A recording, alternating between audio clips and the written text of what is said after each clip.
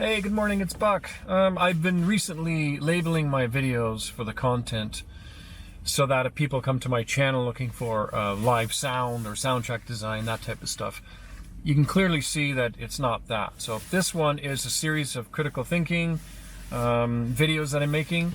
This one happens to be a video on the World Economic Forum because they're having their meeting in Davos, Switzerland this week. And the World Economic Forum is getting a lot of press lately from more than just the fringe minority, I guess, as it were. I want to read something here in the great book, The Great Reset.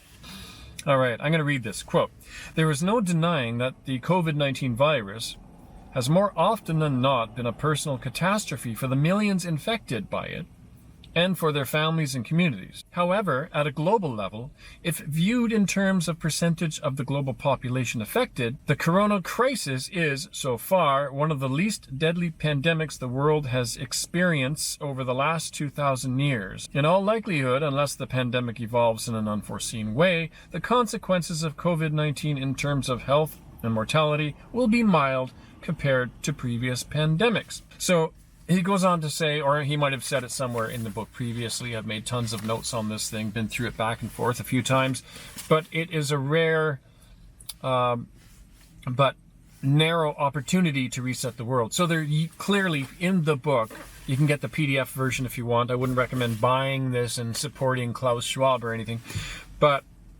it's an opportunity to reset the world. They're using it. They're using the crisis.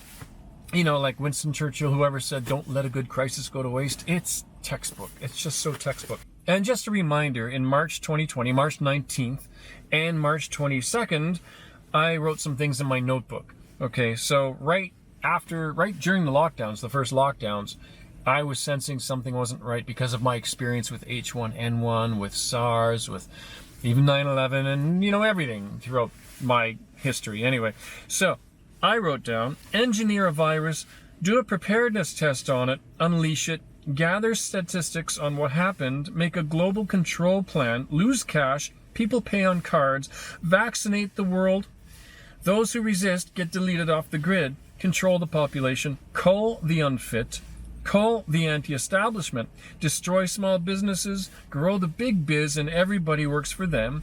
So to what end? Mass control, world domination? Those were my questions. March 22nd, 2020, the Big Reset, which I called it. I had no idea what the Great Reset was. I've done a few videos on this already, but it goes on to say, the goal is the control of the population and population control. Start a crisis or wait for one, real or imagined. Have a surveillance system set up, 5G ? Get rid of cash and force plastic. Introduce mandatory vaccinations, shut off anti-vaxxers from grid. Control the information, have a good PR system, and figurehead and proper leader with the proper rhetoric. Force people to work for big business. Those were my ideas, March 19th and March 22nd, 2020. And look where we are now. So I'm doing that video right now this week because of the World Economic Forum, which I learned about in mid-2020, and then eventually I bought this book on Amazon. And it is a thing, and what was a conspiracy is now actually happening. Universal basic income might happen. They even say so in the book. If you turn the page after, what page was that? That was page 249. Quote, "Seeing the failures and fault lines in the cruel light of day cast by the corona crisis may compel us to act faster by replacing failed ideas, institutions, processes, and rules with new ones better suited to current and future needs. This is the essence of the Great Reset. Could the globally shared experience of the pandemic help alleviate some of the problems we face as the crisis started? Can a better society emerge from the lockdowns?" Amartya Sen, laureate of the Nobel Prize in Economics, thinks so, believing that, quote, "The need to act together can certainly generate appreciation of the constructive role of public action." Citing as proof some examples like World War II, having made people realize the importance of international cooperation and convincing countries like the UK of the benefit of better shared food and health care, and the eventual creation of the welfare state.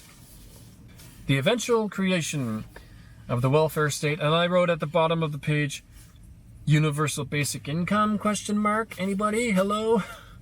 Anyway, for what it's worth, happy anniversary, WEF. I've read your book. I know about the fourth industrial revolution, and I wasn't I guess I was crazy in March 2020, but I'm no longer crazy. Thank you for being more popular now in 2023, like 3 years later. So I'm not crazy now. For what it's worth, like it or hate it, I'm just putting it out there. Cheers.